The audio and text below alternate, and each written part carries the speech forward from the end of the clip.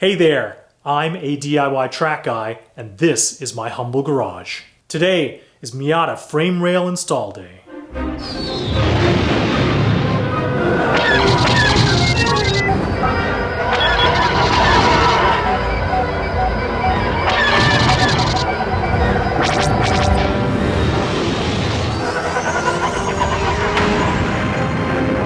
But, full and fair disclosure, I'm hopelessly overconfident and dangerously underqualified, so everything from this point on is mostly useless.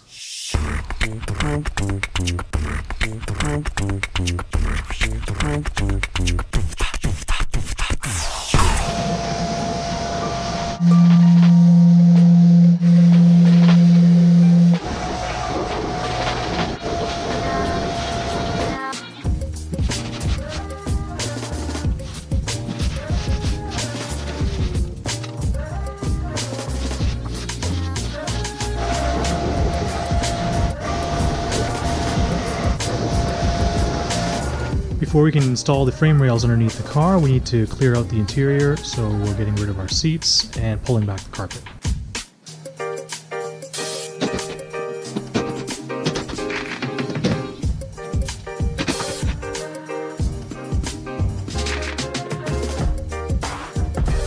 So that we can lift the carpet, we need to get rid of the dead pedal here.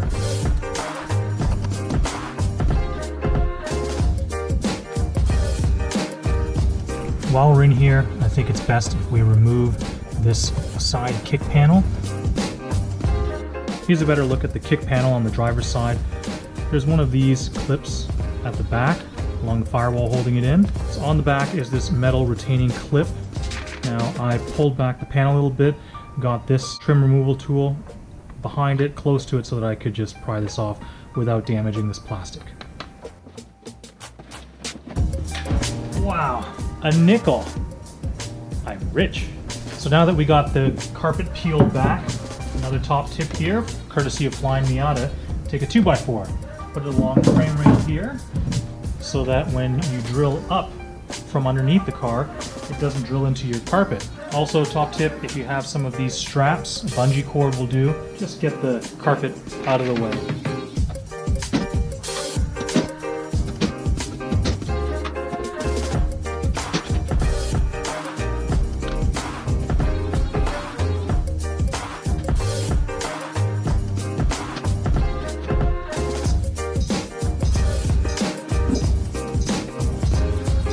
Okay, we've taken the interior apart and lifted the carpet on the passenger side as well. Note here that this is a 1990, so that metal plate has the ECU behind it. A 94 and up will have the ECU on the back bulkhead here, and will need to be moved out of the way, or at least some care taken to protect it from any accidental drilling mishaps. Alright, before we get started, let's take a look at our frame rails here. Overall, they're pretty straight. Sometimes if people try to jack from the stock frame rail, like looks like they did here, it can crush it. And if it crushes it enough or deforms it enough, then the frame rail actually can't clear the sides of this. Let's test fit the R Theory frame rail reinforcement to see if it fits here. So as expected, it does kind of catch the edges here, but I think it's workable. According to the Flyin Miata instructions, it wants this lip about 1/8 of an inch from this seam. You see how this seam here runs across here?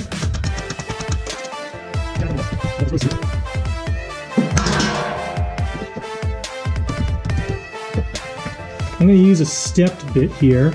I've taped off right at 5/16 of an inch. Don't want to make the hole any bigger than necessary. Here we are at the rear, so we put a bolt on the front left corner. So we'll put one on the right rear corner, drop a bolt in here, get rid of this jack, drill everything through for the rest of them, and go from there. Kinda didn't land that correctly, and I've gone ahead and enlarged this hole. Whoops. Yeah, I'm using a temporary nut and bolt just so I can finger tighten it.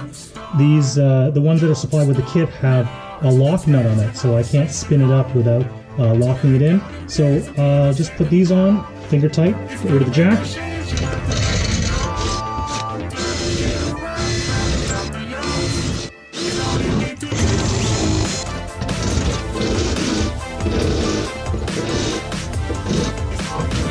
We've got all the holes drilled.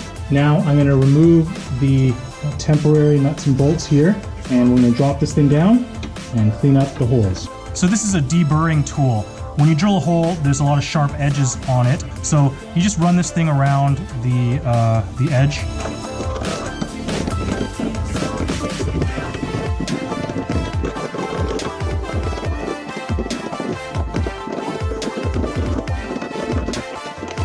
Now, using my trusty Honda touch-up paint, I'm going to paint all of the bare metal holes that I just drilled to prevent future corrosion. Before I go ahead and slap the frame rail reinforcement brace onto this stock frame rail, there's a few spots where there's bare metal. So I'd like to use a little bit of this rock chip or asphalt undercoating and just give it a little bit of protection before I seal everything up.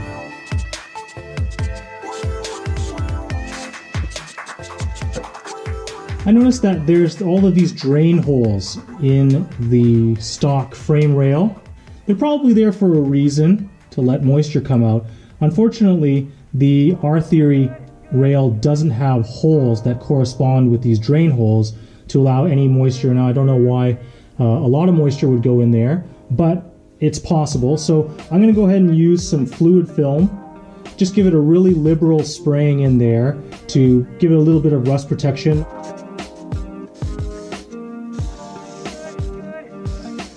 So a new product from R Theory Motorsports is this Miata frame rail brace backing plate kit. It's a stainless steel plate that goes on the inside of your interior. There's two of them, a pair per side. So the backing plate kit boasts claims of acting like a giant washer to spread the load over a larger surface on the interior of your vehicle and add more stiffness. So that's a good thing. You also use carriage bolts. You see these squared slotted holes. So the benefit of the carriage bolts are that they're lower profile, they're smoother so they won't snag your carpet. And if you don't run carpets, and I quote, I guess you can always say that it's one more cool thing to look at.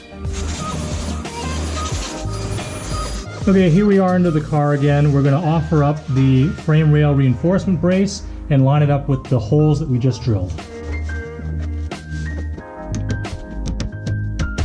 So on the top we have the backing plate. On the bottom we're just going to use this black flat washer and this lock nut.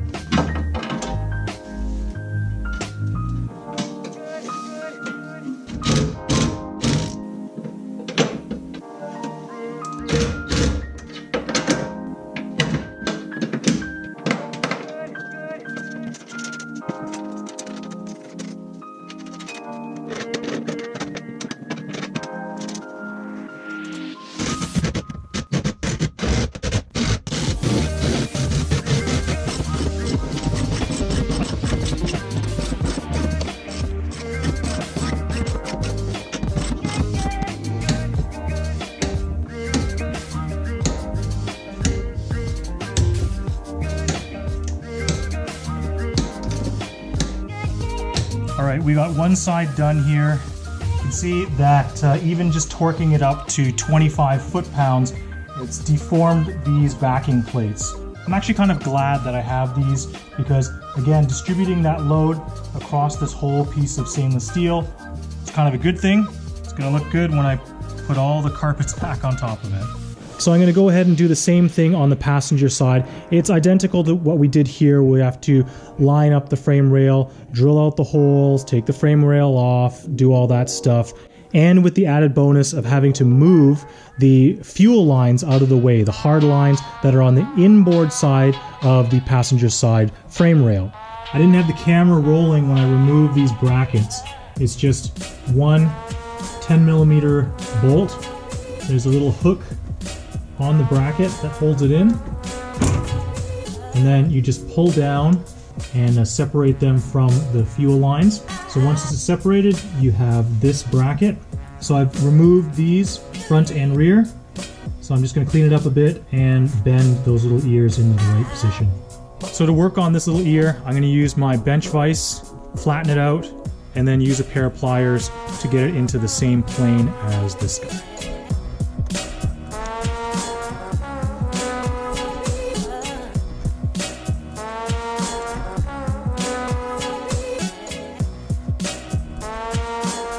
And just like that, both of these brackets have been modified.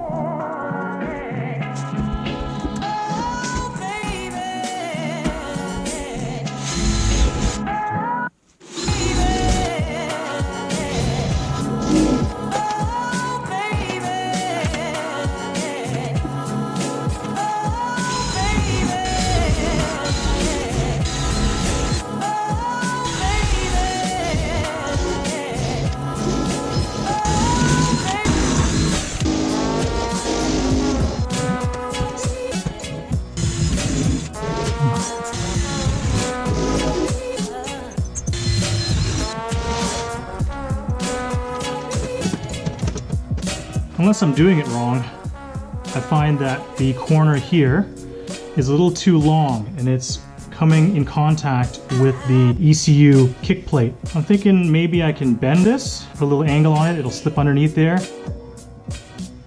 Okay, I put a little bend on the corner of this plate, so I think that's done it.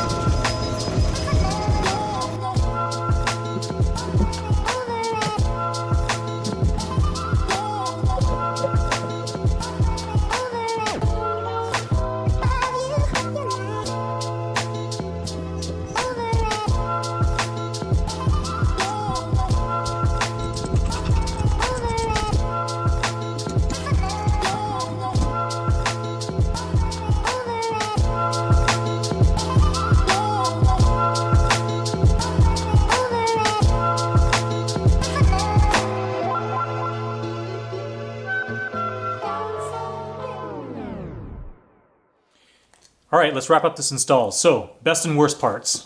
So the best part of this install is that it's actually not that difficult. When you talk about drilling holes through the floor of your Miata and having to, bolt something up from underneath, it seems a little bit daunting. But the frame rail braces kind of go in only one way. You put them on, as far forward as you can and then back it off about 1/8 of an inch. That worked out pretty well. The backing plates, quite good too. I liked that, that they installed nicely on the interior. It makes a nicer looking install, but I covered it up with carpets and I'll never see it again. So there's that. Worst thing has got to be the fuel lines on the passenger side inboard of the frame rail. So there's a couple brackets there. I knew that they were there. They come out really easy, and modifying them so that they would fit back were fine. However, for some reason on this car, the fuel lines are kind of tight. Flipping those brackets over pushes the fuel rails down. So in the center, if you kind of look at it from the side, the center kind of bows down like that. That means that on the rear part of the car, where the fuel lines come back up, it's actually really close to the chassis, and it's really close to one of the bolts. Not close, it's touching it. So that's not good. I did talk to Rajan from R Theory. He suggested that I use a shorter bolt. The ones that come in the kit are 25 millimeter. He suggests a 20 millimeter. So I'll give that a go. As it stands now, I put a rubber cap on it so that it's not metal on metal. Not a permanent solution. Apparently, I'm the only one who's ever had this kind of an issue. He's sold many of them. I'm not sure on the number. Gotta be honest, I feel special. So what do you think? Did I screw it all up? Did I get it all wrong? What would you have done differently? Please, let me know in the comments below. So that's it from the Mostly Useless Garage. Take care of yourselves and the ones that you love. You keep being awesome. I'll keep being useless. Thank you so much for watching. Rajan from R Theory, he has supplied me with these 20 millimeter carriage bolts. Okay, we've gone ahead and replaced the 25 millimeter bolt with this 20 millimeter bolt, and the clearance is much better. As an extra bit of precaution, I've put some rubber hosing here, and I've split it down the middle, put it around the fuel lines, and hopefully that will give it enough, number one, clearance, and that it won't rub metal on metal. Finally, I also have this little rubber cap that I've cut down to size. I'm going to put that over the exposed bolt head as, again, just another little layer of protection from that bolt rubbing the fuel line. Okay, here we are at the frame rails again. I've put that cap on the bolt. I got the fuel lines back into this bracket here. Put a zip tie on it so that they won't fall out. You notice that this one here is not too tight. Got a zip tie on the hoses here so that they won't fall off. While I was at it, I added these zip ties along each of the brackets. So in the event of something hitting it or whatever, I didn't want the fuel lines to pop out of these plastic clips, these brackets.